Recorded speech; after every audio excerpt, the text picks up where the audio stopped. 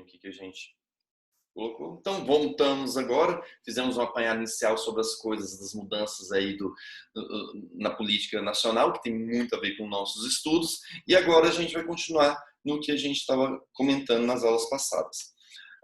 Sobre a questão das aulas passadas, tem um tema interessante que a gente terminou, que foi a questão das matérias que não podem ter nem ser tendente, a gente não pode ter nem um projeto, não pode nem ter um projeto de lei, que são as limitações, né, que a gente tem, que estão lá no parágrafo 4º do artigo 60. Alguém está com sua Constituição aí aberta? Quem tiver, liga o microfone e lê para mim o artigo, no parágrafo 4º do inciso 60.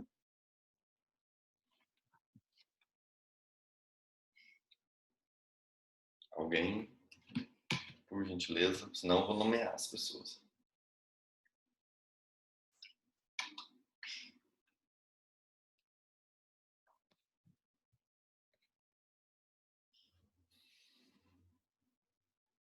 Isadora, tá com o microfone aí? Posso ler, Isadora? Pode ler. Quem conversou aí? Robert. Pode colocar aí.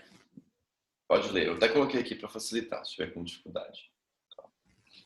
Não será objeto de deliberação e proposta de emenda tendente a abolir a forma federativa de Estado, o voto direto, secreto, universal e periódico, a separação dos poderes, os direitos e garantias individuais. Tá vendo aí? Então, o que a gente está tendo aqui, pessoal? Obrigado, viu, Robert? Então, aqui nós temos essas limitações. Aqui são o que a gente chama das cláusulas pétreas. Então, forma federativa do Estado, e aí a gente pode indicar, até mesmo se o cara falar assim, não, eu quero fazer um projeto aqui, uma proposta de emenda constitucional, para a gente declarar a independência do Estado de São Paulo. Pode isso? Não pode. Você está ofendendo a separação. A questão do voto direto, secreto, universal, periódico, né? Então, a questão dos votos é muito importante aí a gente ver como que vai ser feito. E também a separação dos poderes. Separação dos poderes está sempre aí entre os primeiros, né? Separação dos poderes, essa questão de um poder superar o outro. Lembre-se. Não é porque eles são independentes que um não pode, ele faz do que ele quiser. Essa independência, ela é limitada. A própria Constituição estabelece limites para essa independência. Então, você tem que sempre levar em consideração isso. Não é tudo que o STF faz que vai se manter, não é tudo que o Bolsonaro faz vai se manter, e nem tudo que o Congresso faz vai se manter. Então, vocês têm que ter uma noção disso.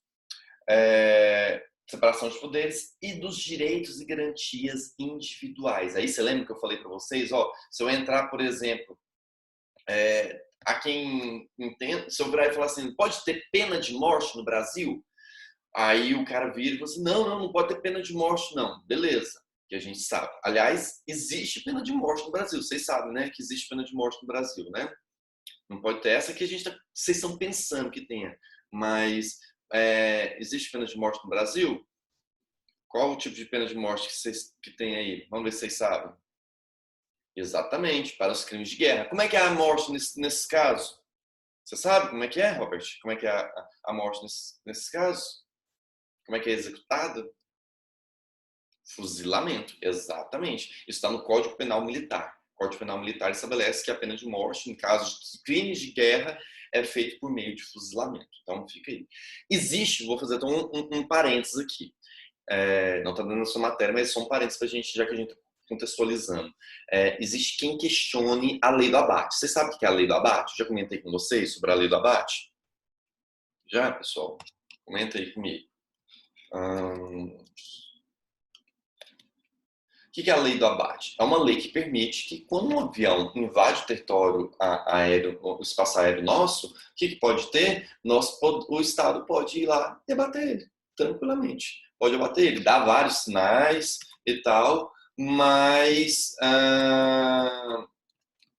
para ver se o cara para ver se ele dá se ele queda. Se não fizer, o que vai acontecer? O cara pode ser derrubado. Aí eu vou até trazer aqui para vocês, pessoal. Deixa eu só arrumar aqui. Vou até trazer aqui para vocês um caso um caso de abate. E aí há quem questione que essa lei do abate ela é inconstitucional, porque ela viola a Constituição. Você viu a Constituição falar que só é meio de lei de fuzilamento, por meio de fuzilamento, para crimes de guerra? Como que um avião que está sobrevoando, você avisa ele para ele parar, ele não para, ele não pousa, o que você vai fazer? Você vai derrubar ele? Isso não é pena de morte? Então há questionamentos sobre isso, mas até onde foi feito, não chegou isso, salvo engano, não chegou isso ao STF, mas quem questionava não vingou essa tese, para vocês verem como são. Deixa eu colocar aqui um vídeo aqui para vocês verem sobre isso. Só um momentinho. Ó, vou colocar aqui, ó, a lei do abate. Só um pouquinho. Peraí.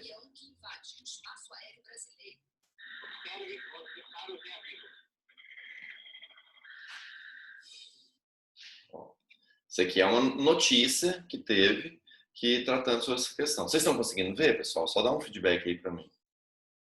O caça da Força Aérea Brasileira disparou um tipo de advertência contra um avião africano perto da Bolívia. Vamos a Brasília agora conversar com o repórter Fábio Barroso. Fábio, onde foi exatamente essa interceptação e no que ela resultou? Boa noite, Boechat. Olha, esta foi a primeira vez desde a promulgação da Lei do Abate de 2004 que a situação chegou a esse extremo, a ponto de quase haver necessidade de disparar um tipo de destruição, de abater uma aeronave em pleno voo. Aconteceu em Isidrolândia, que é distrito de Alta Floresta do Oeste, em Rondônia. Você vai ver agora a sequência de diálogos entre o piloto do caça e o piloto do avião invasor. A defesa aerobrasileira ordena que usted muere su rota entre una orden curva ahora a la izquierda, pero un poco cacoal. Aeronave interceptada. La aeronave a su lado está armada y autorizada a usar su armamento. Serve os disparos de aviso.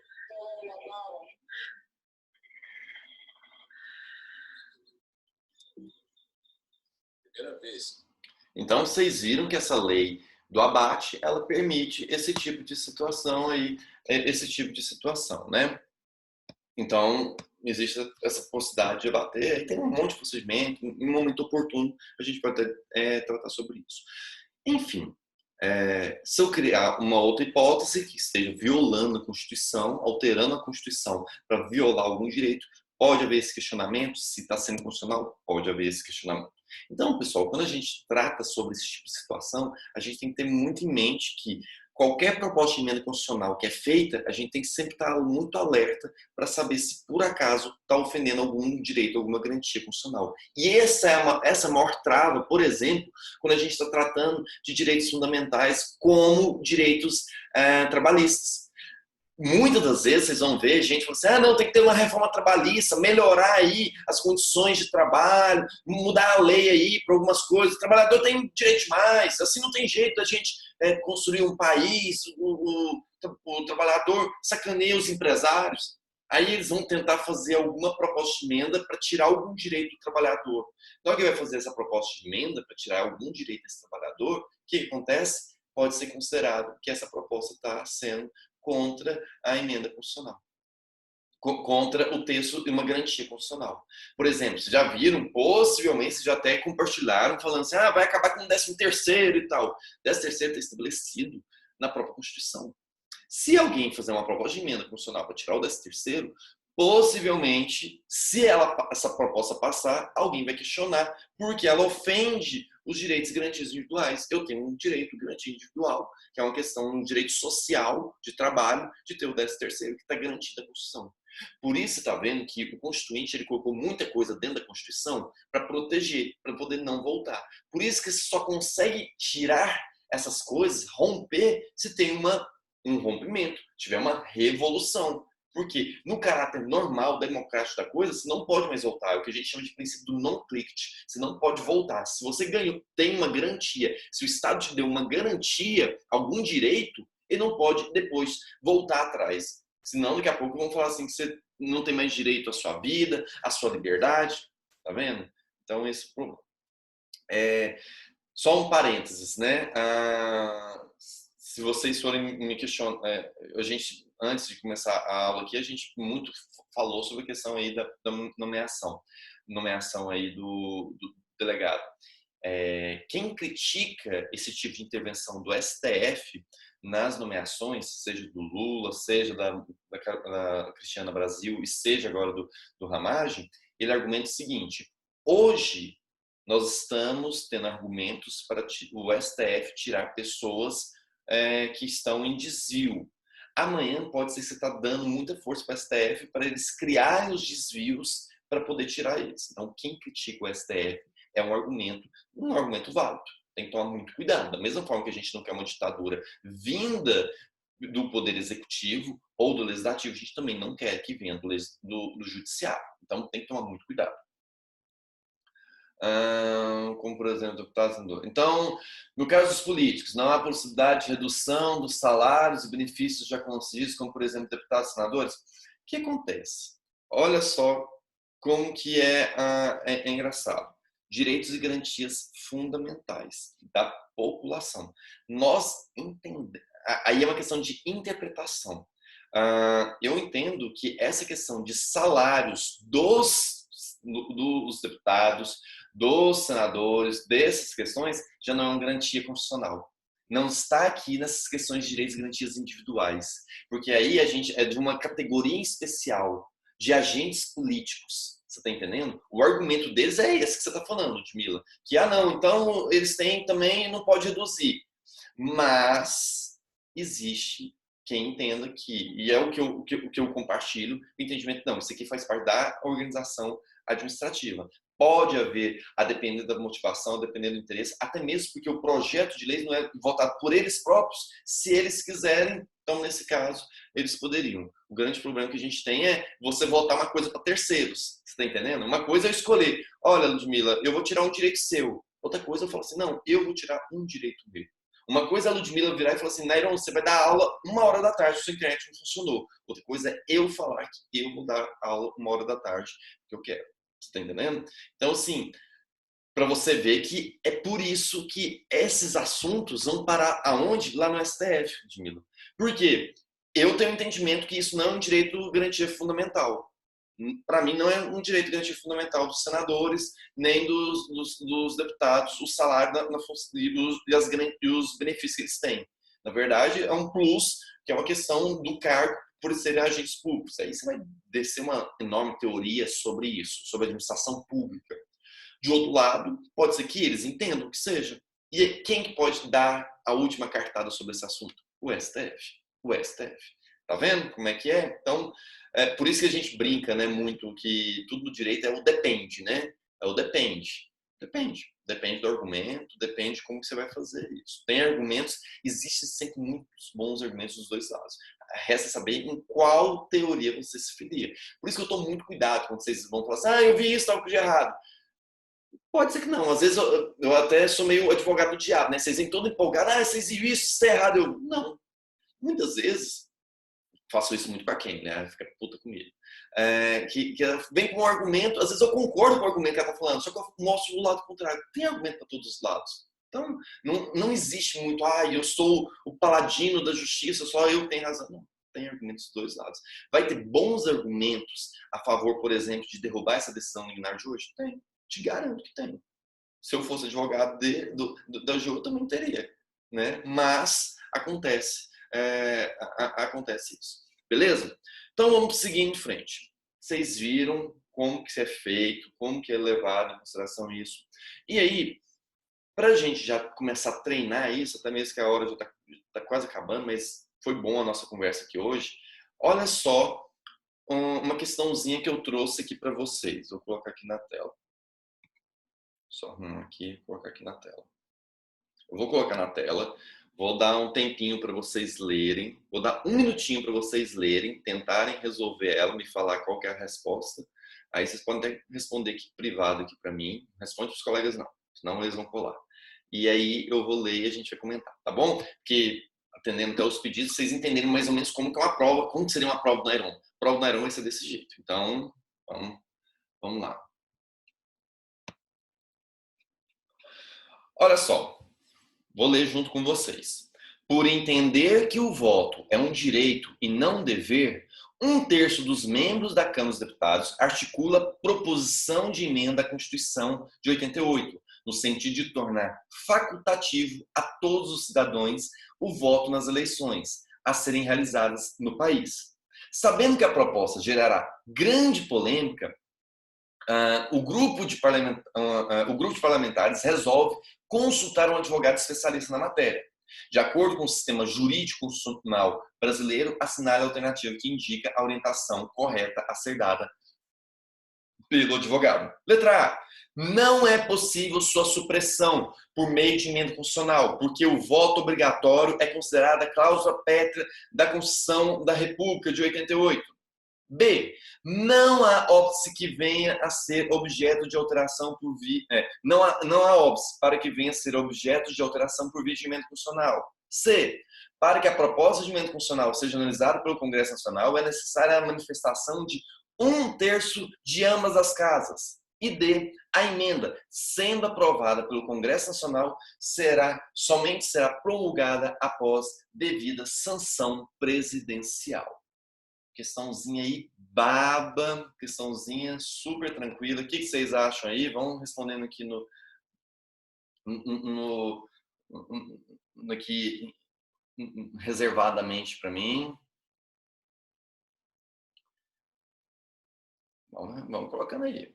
Colocando aí reservadamente. Daqui a pouquinho eu chamo vocês para a gente ver.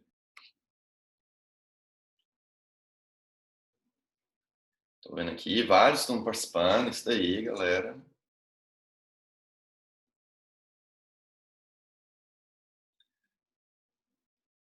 Isso aí. Já teve gente que acertou. E um monte de gente tá errando. Vou deixar vocês fazerem mais. Ó, tá lendo aí.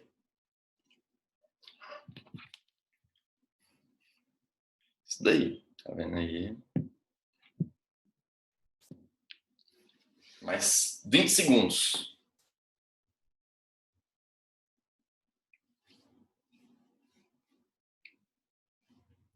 O que vocês acham? Se fosse na prova, hein? Se fosse na prova, vocês iam...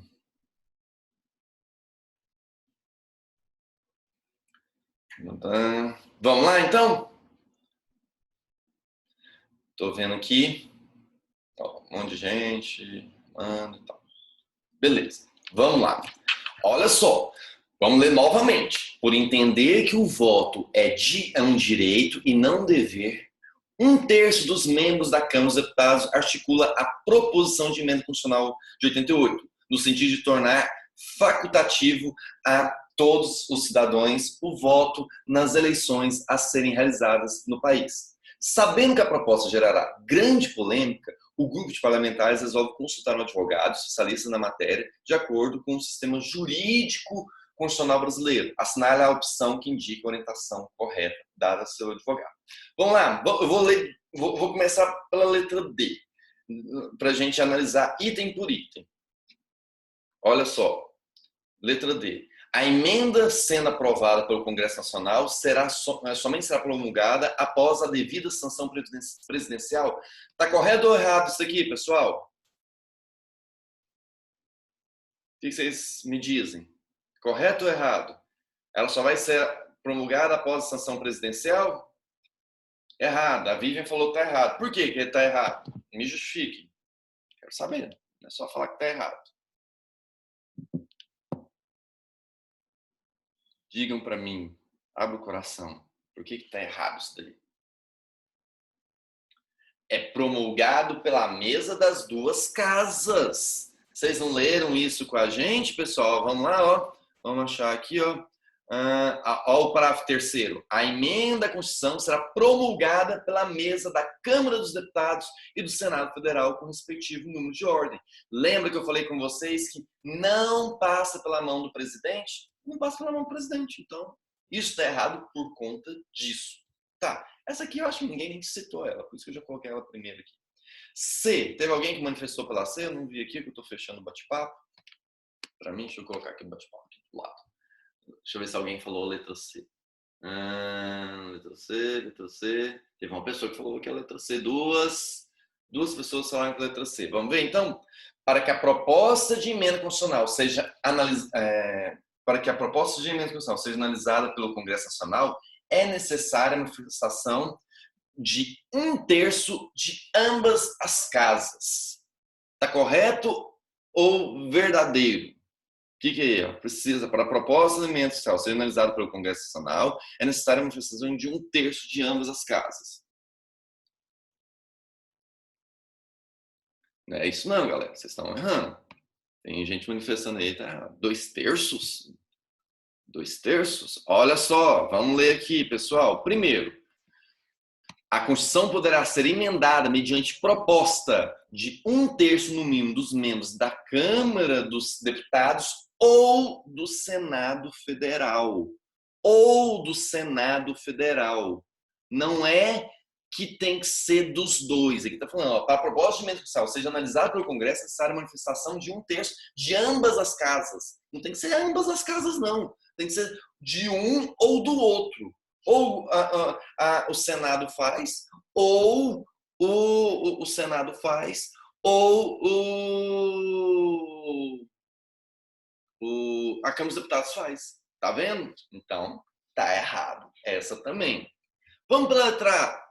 Letra A, que galera colocou a letra A. Vamos ver se está correta. Não é possível sua supressão por meio de emenda constitucional, porque o voto obrigatório é considerado cláusula pétrea da Constituição. Onde que é? Onde vocês viram? De onde vocês fundamentaram que é causa pétrea, pessoal? Me mostra, me indica. Onde que é causa pétrea, a letra A? O voto obrigatório? Possivelmente, vocês estão querendo indicar o quê, ó?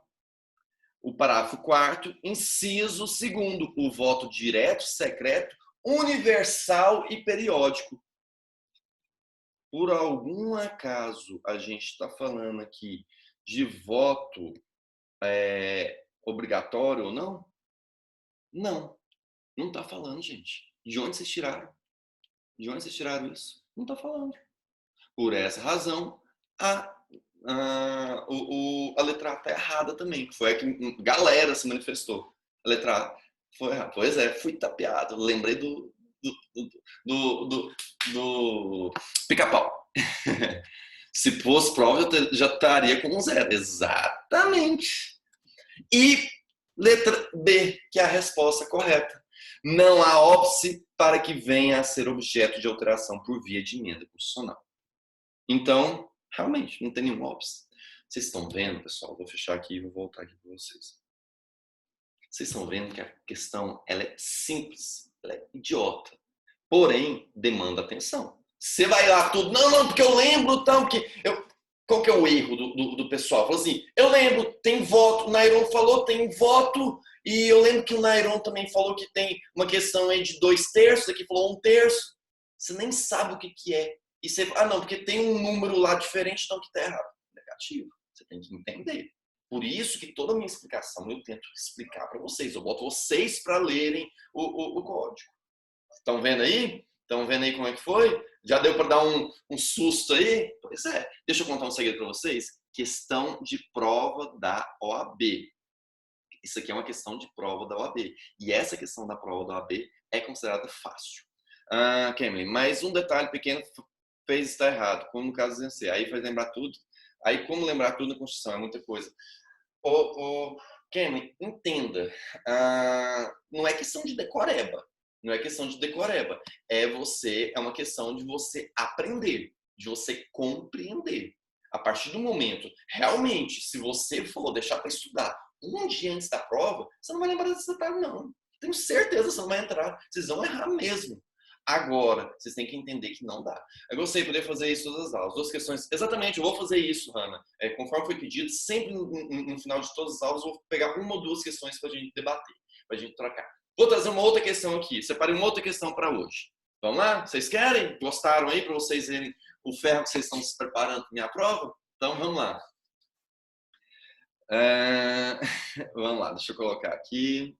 Oremos. Não é oremos, Letícia, é estudemos. Vamos estudar. Se estudar, não tem erro, gente. Não tem erro. Deixa eu colocar aqui.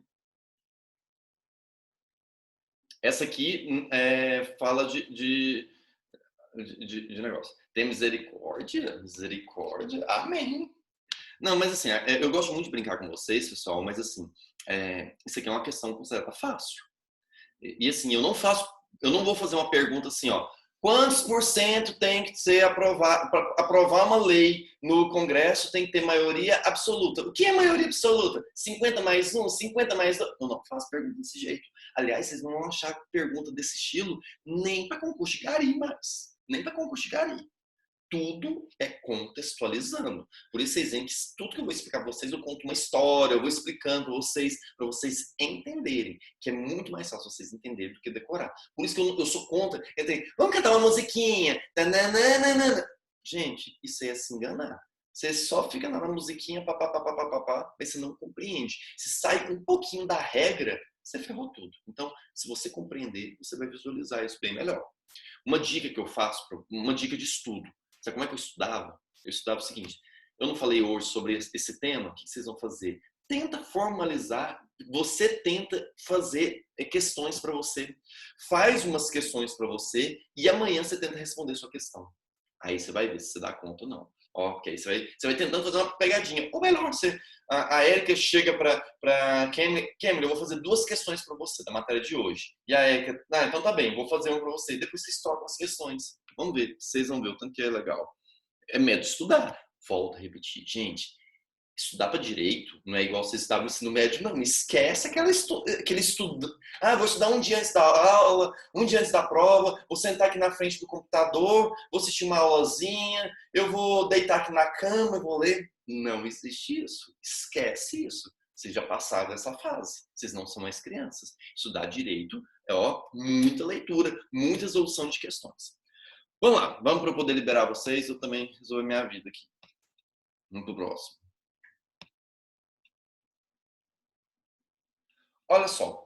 Sob a alegação de que o projeto de lei 1234, aprovado no Congresso Nacional, viola a Constituição, o presidente o veta. Insatisfeitas, as lideranças políticas da oposição afirmaram que a justificativa presidencial não se sustenta em argumentação jurídica plausível. As lideranças partidárias, por considerarem que o projeto de lei, nos termos aprovados pelo Poder Legislativo, é fundamental que, para o processo de recuperação econômica do país, reúne-se e sugerem várias ações para que as propostas constantes do projeto possam se converter em lei. Então, teve um projeto de lei feito pelo Congresso, chegou o presidente, vetou sob um argumento jurídico, e aí o Congresso, isso aqui é um absurdo, não dá para poder aceitar um veto do presidente, o presidente foi errado e tal. E aí isso é muito importante, essa lei valer. E aí eles estão perguntando qual que é a melhor, qual que é a melhor medida que eles devem fazer, que o Congresso deve fazer. A sinalação que, com o embasamento constitucional, as lideranças devem adotar.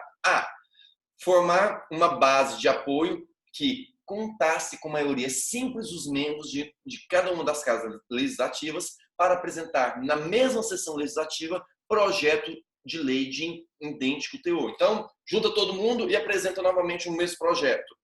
Recorrer ao Poder Judiciário contra o ato do presidente, que, valendo de instrumento arbitrário e antidemocrático, que é o veto, impediu o Legislativo de exercer a sua função típica, que é legislar. C. Formar maioria absoluta no Congresso Nacional, senadores e deputados federais, que, em sessão conjunta, votasse pela derrubada do veto imposto pelo presidente da República. E D. Entender-se politicamente como o presidente da República, de maneira que esse último viesse a desistir do veto por intermédio de figura jurídica de retratação de veto presidencial. Então, o que vocês acham? O que vocês me contam aí? Qual que é a alternativa correta? Espera só um pouquinho pra vocês colocarem o nome. Faz só a alternativa correta por enquanto. Mais alguém? Vamos aí. O que vocês acham? Não vai pela vibe dos colegas, não. Vocês viram que na última que vocês foram na vibe dos colegas, vocês viram que deu, né? Todo mundo marcando letra A. Deu no que deu. Eu ajustei aí, Letícia. Todo mundo foi tentar ajustar. Deixar vocês lerem. Fica tranquilo. Estamos aí para...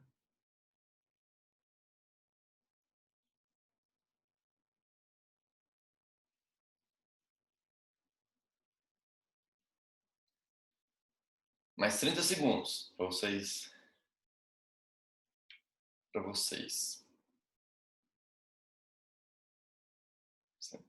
Você quer que nem Masterchef, Letícia? Estou me sentindo Ana Paula padrão.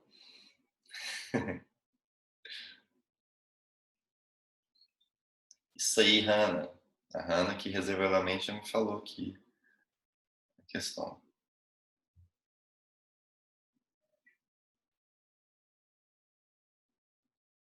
Beleza? Então, qual que é a resposta? Vamos lá, vamos aqui ler novamente. Então, letra A, formar uma base de apoio que contasse com a maioria simples dos membros de uma das casas legislativas para apresentar na mesma sessão legislativa projeto de lei de idêntico teor. Pode apresentar projeto de lei de mesmo teor no mesmo ano, na mesma sessão legislativa, pessoal? Não pode. Então, já está errado por conta disso. Recorrer do Poder Judiciário contra ato do presidente que, valendo de instrumento arbitrário e antidemocrático, impediu o Legislativo de exercer sua função típica? Não, porque isso é um instrumento do presidente. A própria Constituição estabeleceu que ele pode vetar. Isso é normal, não viola de forma alguma. D. Entender-se politicamente como presidente da República de maneira o último viesse a desistir do veto intermédio da figura jurídica de retratação.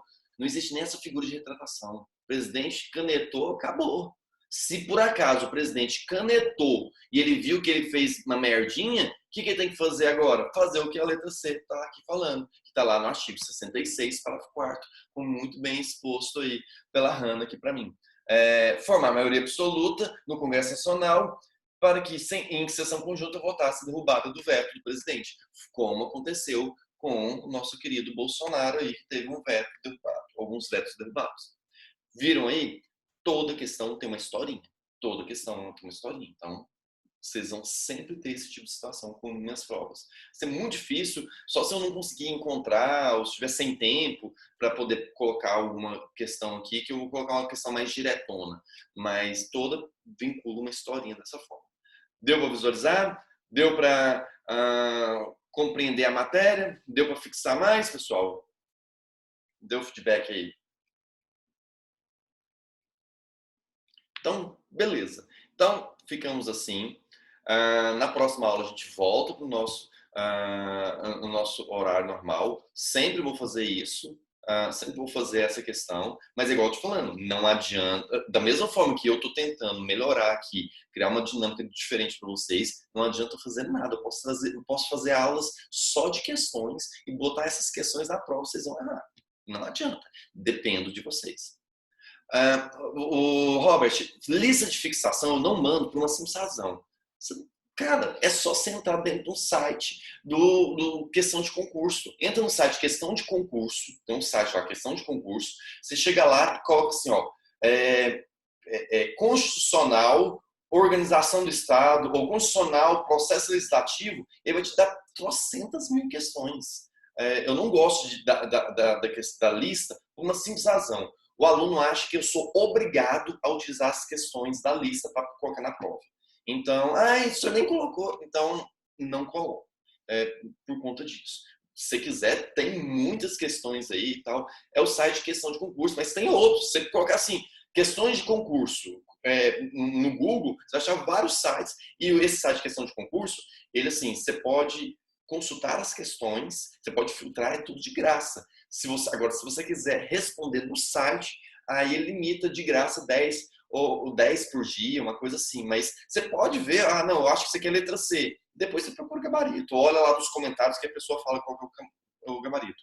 Sexta-feira, aula normal. Sexta-feira, acho que é feriado, gente. Eu tenho que confirmar. Né? Eu não sei, não. Vai postar esse slide lá no Casfu? Vou postar. Vou postar depois que. Mas primeiro eu vou subir a aula pro YouTube, tá? Que aí eu posto sempre junto para fazer de uma forma. Então, sexta-feira é feriado, gente.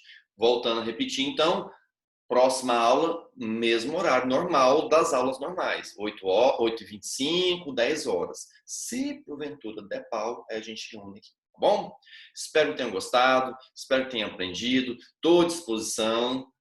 tiver dúvida, pergunta, capeta. Não deixa para chegar na hora da prova. Ai, professor, a prova é muito difícil. É difícil mesmo, vai se fuder mesmo. Não posso fazer nada. Não perguntou antes. Ah, mas antes eu não tinha dúvida. Porque não estudou. Quem é estudante de direito, aliás, uma coisa que a gente sabe, se você é estudante mesmo, estuda, o que você mais tem é pergunta, mais dúvida. Todo dia eu tenho dúvida. Então, o choro é livre. Isso aí. Beleza, pessoal? Fiquem com Deus. Saudade de estar com vocês. Qualquer coisa, a gente tá aí. Fique com Deus. Tchau, tchau.